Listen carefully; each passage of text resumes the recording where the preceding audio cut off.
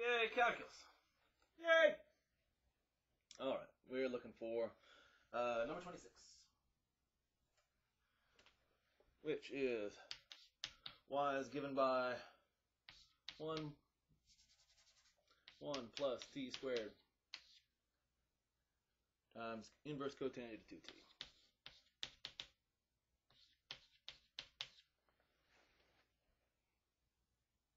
Yep. Alright, product rule. dy dx equals the first times the derivative of the second.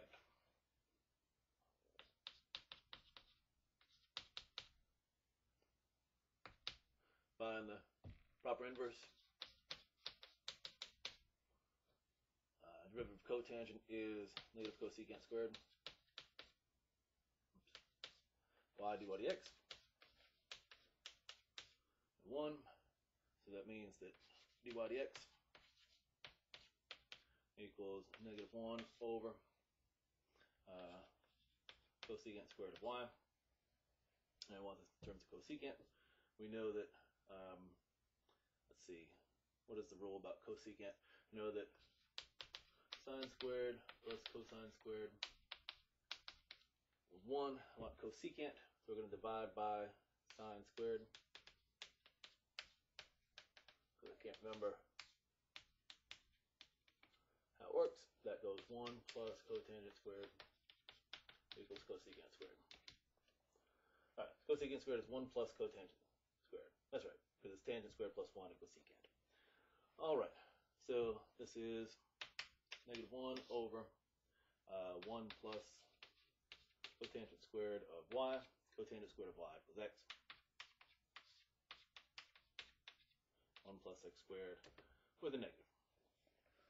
So this would be negative 1 over 1 plus x squared. That was the first times the derivative of the second plus the second. Oops. Over the second. That's with x. Of course, we're in t. That's silly. So this is 2t squared. Then times the derivative of 2t, which is 2. We're going to run out of room here. So let's take a bit.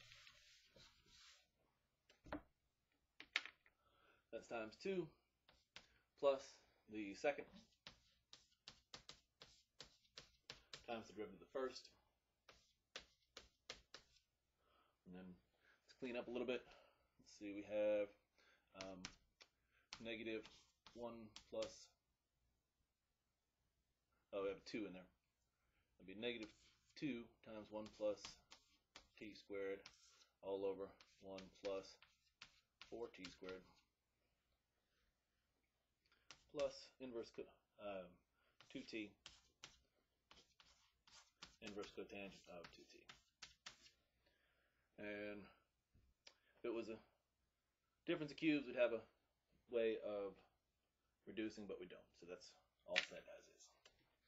27, 28. 2 more and we're finished. First page. Milestone. Milestone, I say. Several hours well spent. Number 27. Y is equal to z inverse cosine of z minus square root of 1 minus z squared.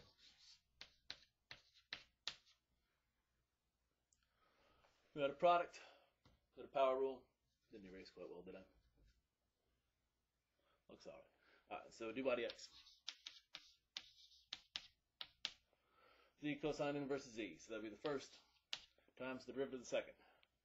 If I'm not mistaken, that goes to 1 over the square root of 1 minus square root of x.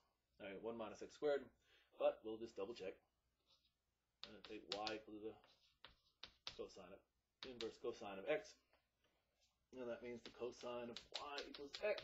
And that the negative sign of y dy dx is equal to 1. So dy dx equals negative 1 over that y. I was mistaken. I forgot about the negative. But that's why we do. And sine squared plus cosine squared equals 1. So that means that sine of y square root of 1 minus cosine squared of y. Cosine squared of y equals x. This is negative 1 over the square root of 1 minus x squared. And it's just z, so we don't have to do chain rule. That's times negative 1 over the square root of 1 minus x squared minus, there's all the 1 half, so that's 1 half parenthesis 1 minus z squared to the negative 1 half times the derivative of the inside by chain rule, that's negative 2z. A bit of cleaning. Negative z, oops, x, silly. Negative z over the square root of 1 minus z squared. And that's a minus, minus, that's a plus. And that would be, let's see, 1 half and the 2 go, the negative and the negative go. That's z again over the square root of 1 minus z squared. Is everything going to cancel here? Negative z. Those two are opposites. I believe this just equals 0. Remarkably convenient. Let's go over that work again. We had the first times the derivative of the second plus the second times the derivative of the first. Derivative of the first. Yep. No. No.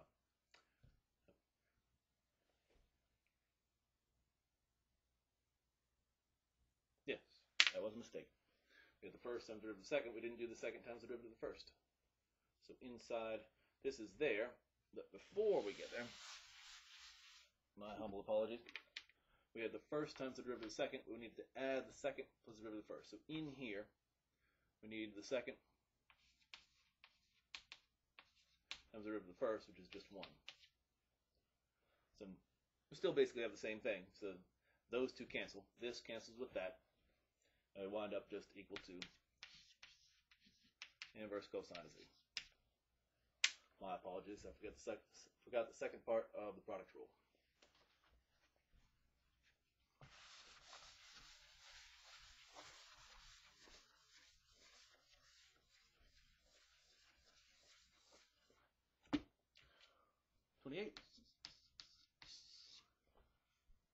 Last one of the page. Y equals 2 times the square root of x minus 1 times the cosecant, inverse cosecant of the square root of x. Alright, so a nice product rule. Take this one and that one. dy dx. Take the derivative. Equals the first times the derivative of the second. Y equals the cosecant of x inverse. That means cosecant of y equals x, which means that derivative of cosecant is negative cotangent cosecant y dx. And there's just 1, and means that the derivative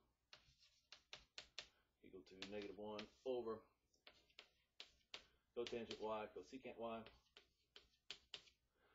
We already know that the cosecant of y is x.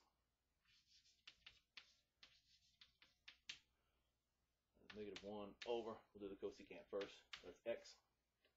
The cotangent of y in terms of cosecant, and we know that 1 plus the cotangent squared of y equals the cosecant squared of y. So when we solve out for the cotangent of y, that means that the cotangent of y, we subtract 1, take the square root. That's 1 minus the cosecant squared of y. Cosecant of y is simply x.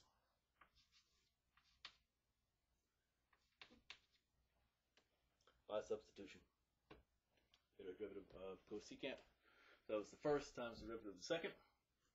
But that is the square root of x. So we're going to need the derivative outside. So that's 1 over x times the square root of 1 minus x squared times the derivative by chain rule of radical x. It's going to be times 1 half x and negative 1 half. Hope hopefully there'll be some canceling. So first times the derivative of the second. Let's make that clear. What? That's that derivative. Plus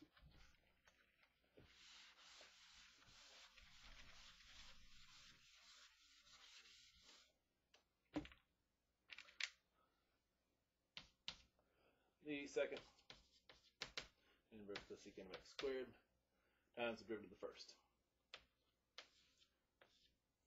So that's 1/2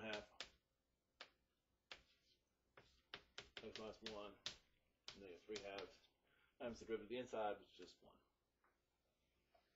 So let's see what we can do here. So we've got a 1/2 and a 2 that can go. And that's a 1 over radical x. Well, we'll get to it. So let's see. So put this up on top.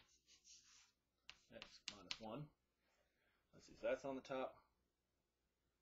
Well, that's on the bottom.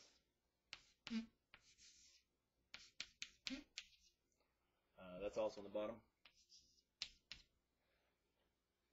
And then plus cosecant, inverse cosecant, radical x. 2 and the 1/2 can go. That's in the negative. That would be the square root of x plus 1 cubed. And there's not a whole lot we can do. We could put this together. 1 minus x squared is 1 plus x, 1 minus x.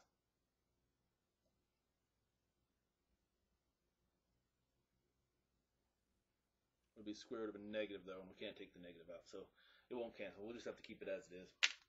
That will do just fine. We could make this x minus x cubed, but no bother. No bother.